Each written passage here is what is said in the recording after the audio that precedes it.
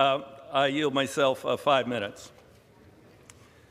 Americans are tired of potholes damaging their cars, failing bridges, decrepit transit, trains that derail, water mains that explode, sewer systems that back up into their basements and pollute our rivers.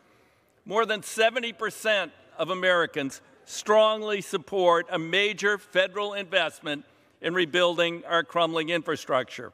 The last major increase in federal support for infrastructure was during the Clinton administration's first term, the first term of the Clinton administration.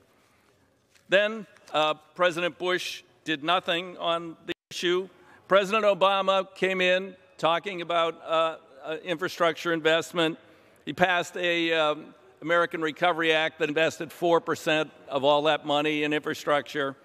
I worked with Chairman Jim Oberstar. I chaired the subcommittee. We wrote a very ambitious surface transportation reauthorization, which he had been promised by the Obama administration would be next, but it wasn't. They pulled the plug.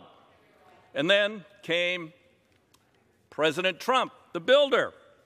He invited a large group of us down to the White House. We had a long discussion, and we agreed, and finally at the end he turned to the speaker and he says, Nancy, how much do you need? And she says, 1.5 trillion, Mr. President. He says, no, 1.8. No, 2 sounds better, 2 trillion.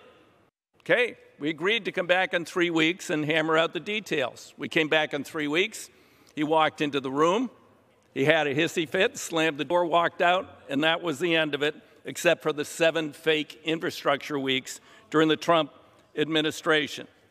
Now, the House, on the 1st of July, passed the INVEST Act, a bill that went through a real legislative process.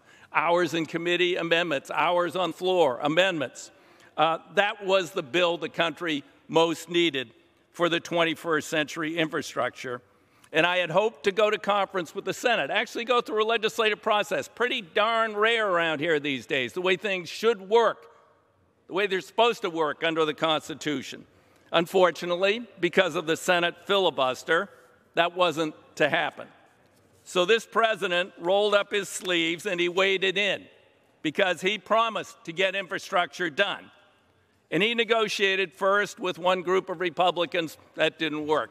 He then found another group, mostly Republicans, 2 Democrats, and spent endless hours between the White House and that group negotiating a bipartisan infrastructure bill.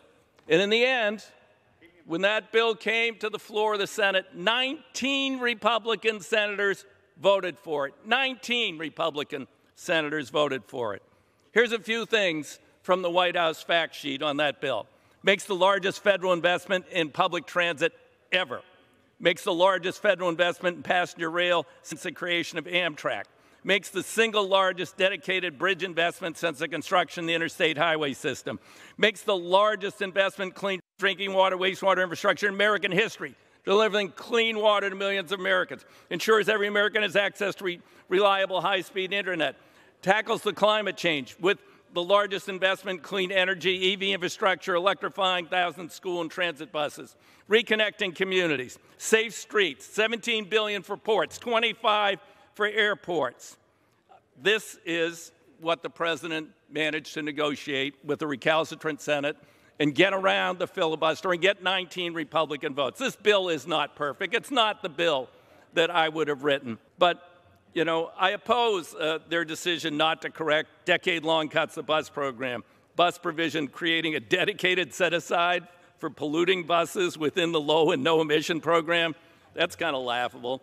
And the failure to tighten Buy America requirements for transit rolling stock, further crackdown on predatory Chinese state-owned enterprises, which was in our bill, the omission of the investments in Fix It First, and mandatory greenhouse gas reductions. I will continue to work on addressing these issues. But the reality today before us is this is the only option with an evenly divided Senate and the stupid rules of the Senate, including the filibuster. So it's this or nothing on the long overdue investment in America's infrastructure. I hope Republicans on the other side will support it And if they don't, I would like them to tell us exactly what they would do.